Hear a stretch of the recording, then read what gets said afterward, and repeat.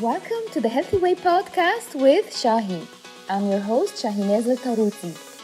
My intention with this podcast is to teach and inspire you to reach your maximum potential in your health and life, and to become the healthiest and best version of you. I will be interviewing world-class international experts in the health and wellness global community. Our topics include lifestyle, nutrition, fitness, mindset, and spirituality. Periodically, I will also be tackling health topics that I'm passionate about sharing with you. Either way, you're in for a treat. So sit back, relax, and enjoy our time together. Hello, everyone. Today we're going to talk about yoga. So whether you're highly stressed or seeking to bring balance to your life, yoga is always a solution. And I have a very special guest today, and that's Amy Figoli. She's a Threads of Yoga owner and director, and she owns her own yoga studio in the States. She's passionate about helping people discover intuitively their purpose. So welcome, Amy. So happy to have you in the Healthy Way show today. Thank you. Glad to be here. So, Amy, tell us, how did you discover yoga? Well, I had hit a pretty low point in my life and was in a pretty deep depression. And one day I went for a walk and I just prayed and asked for help and guidance and said, I really need some help. And, because like on the outside, it looked like I had everything. I had the big house, I had the great kids, I had the marriage, I had success in many ways, but this emptiness was just growing in me. Mm-hmm. And so I made the prayer, I made the offering, and a few days later I was introduced to yoga. And so it just totally transformed my life, and that's how I started, stepping right in. Amazing. Looks like yoga is an answer to so many questions. I'm sure many can relate to situations like this. But why do you think someone who has never practiced yoga before might consider even giving it a try? What do you think it will add to them? That's a great question.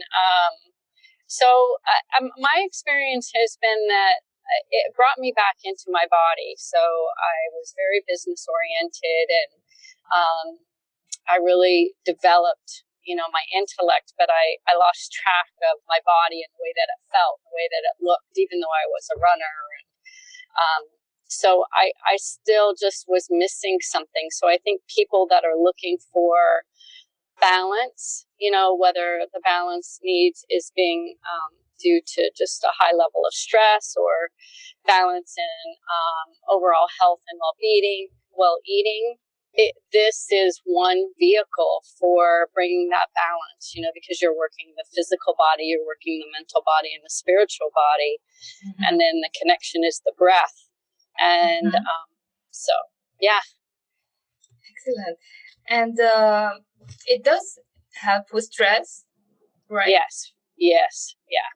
Mm-hmm. Absolutely. So if someone is really highly stressed, struggling with the routine of life and trying to find the way out, they might like to give it a try. But so many people really think they need to be really fit before starting a yoga practice. Is that true?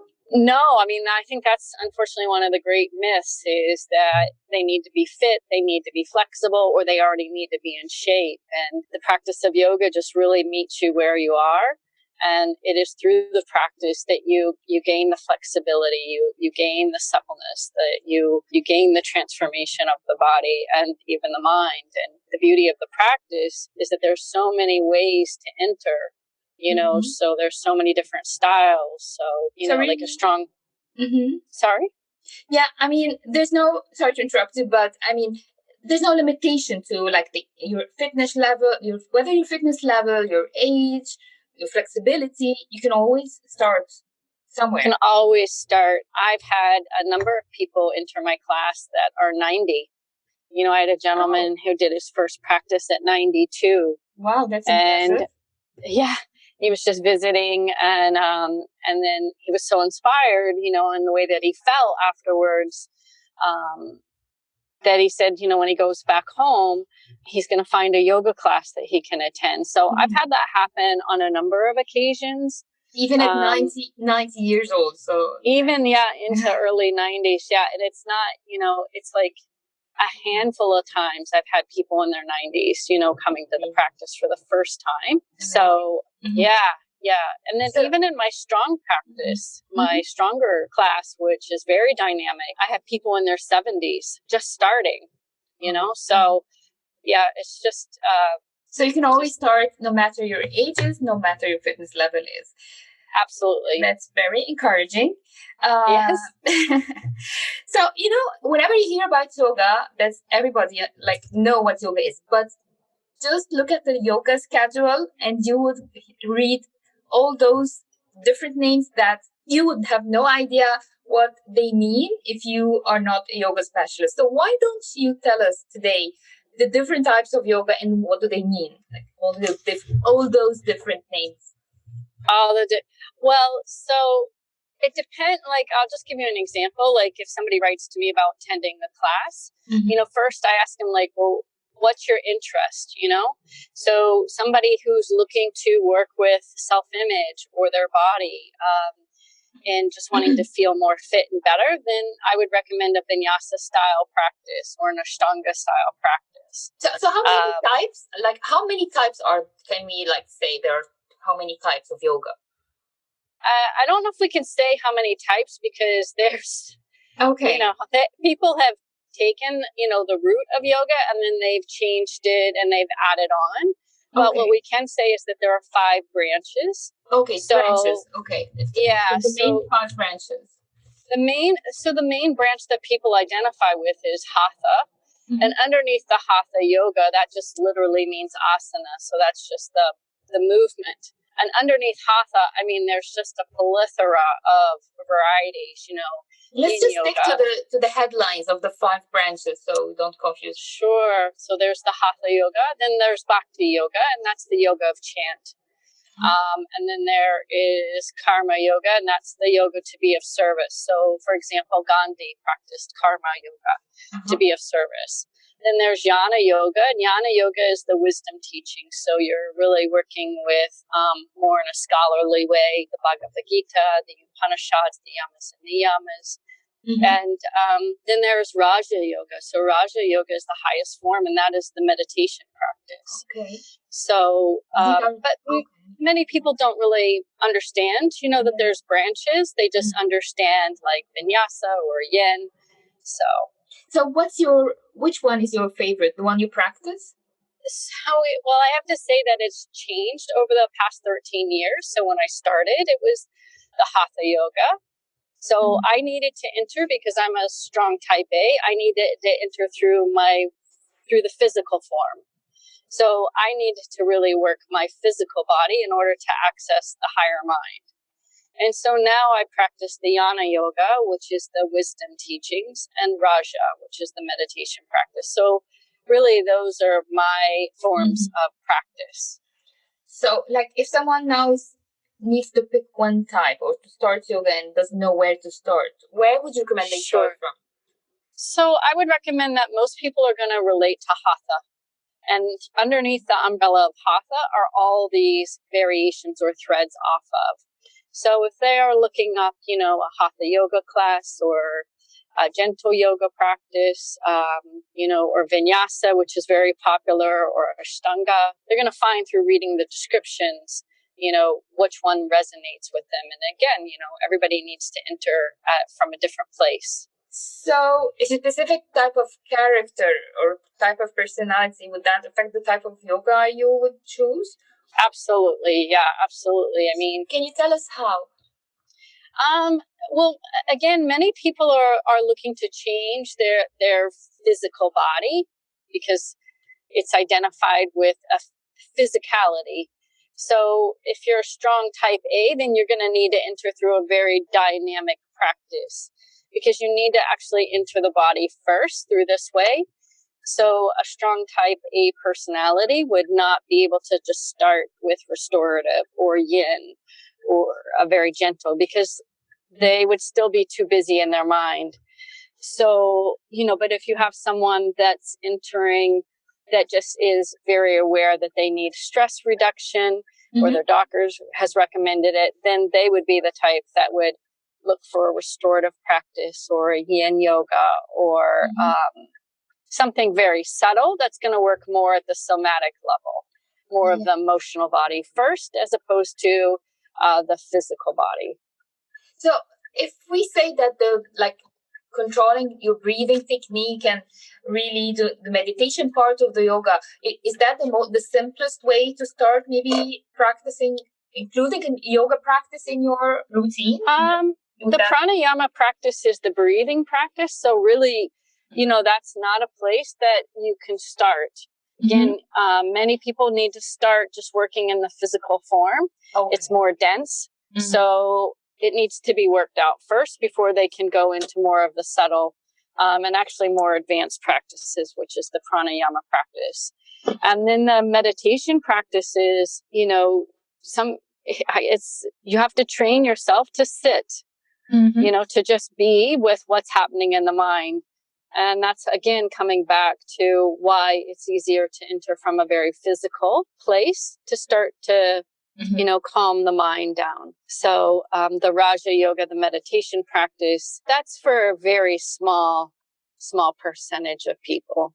Which percentage would that be for? I would say probably less than 5%. No, I mean, what type of people? So the people that can enter right into Raja, or they have an established meditation practice, they've probably been practicing mindfulness for 10, 20, 30 years. Like that's already part of, they've already feel, they've been drawn to that already, and they're already practicing it. And these people are usually more advanced spiritually. Okay. So would it be correct to say that yoga is literally for everyone? Absolutely. Yeah. Mm-hmm. Why would you I would really like some people who listen to this episode to decide if they're not already doing some yoga, maybe to try and give it a try and see how it would work for them. So if someone decides to start yoga, what is the immediate result that they are going to get out of the practice? Yeah, I feel the immediate result is there is a sense of ease. When people leave a practice, there's a sense of settling. Someone is holding space for you to drop in, into the body, into the mind, and connect to spirit or source, or however you identify with a higher power. But nonetheless, it's a connection. So we're seeking connection. And so that's really the beauty of the practice, is that there's a felt sense of connecting.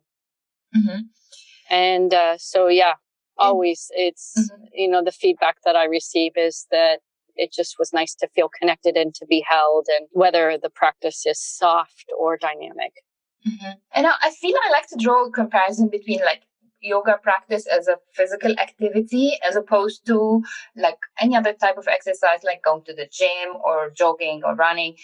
Personally, sometimes at a certain age I felt more into vigorous exercise, and then later on I felt I needed something more with a slower pace and with maybe more focus on the deep breathing and controlling the thoughts.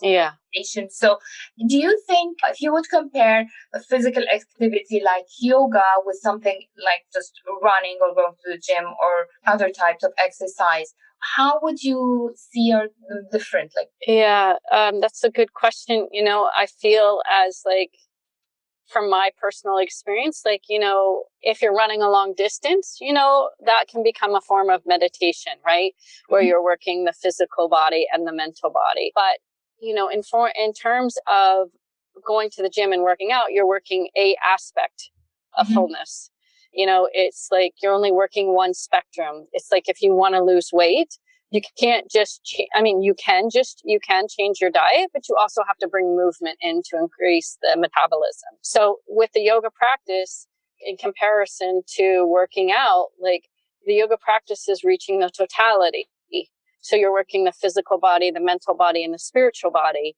And then the breath is bringing everything into union. So the path of yoga is more of a path. It's not a piece. You're not just working a part of the whole, you're stepping onto a path. That's powerful. And then I think one last thing that most people would be interested in, which is weight loss. Would you think yoga would help people with weight loss, for example? Oh, absolutely. And sometimes that is the link, that's kind of the bridge. Mm-hmm. That may be initially why people start. There are practices out there, the Bikram practice, the room is 105. You're going to sweat profusely. The Ashtanga practices, then there's power practices, where the rooms are heated. And so that's often what people see is this transformation first in the body. And then, even for me, like I saw transformation in my body, and then other changes started to occur. I just stopped craving meat and dairy. And so I went through this other change, this other transformation. And then I had access to the other branches, if you will.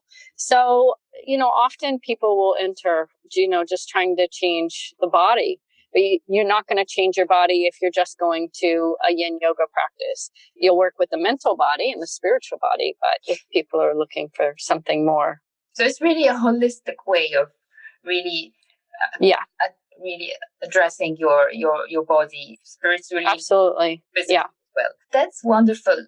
Amy, thank you so much for this very informative interview. I hope after listening to this episode, many people would like to, if they haven't tried yoga before, maybe they would consider giving it a try. And I want to thank you again, Amy, for this. Thank you. You're welcome. And for everyone who would like to connect with Amy and get to know her more, you can reach her on her website. It's www.threadsofyoga.net. I'll be leaving the link to Amy's website in the notes of this episode. And that's it for today. Thank you. Thank you. I truly hope you've enjoyed listening to this episode of the Healthy Way podcast with Shahi. You can always find any links mentioned on the show over on the show notes. If you haven't subscribed to the show already, remember to click on the subscribe button next to the podcast. If you scroll further down on the podcast page on your phone, you can tap to rate our show and leave your review on iTunes. I'll see you on the next episode.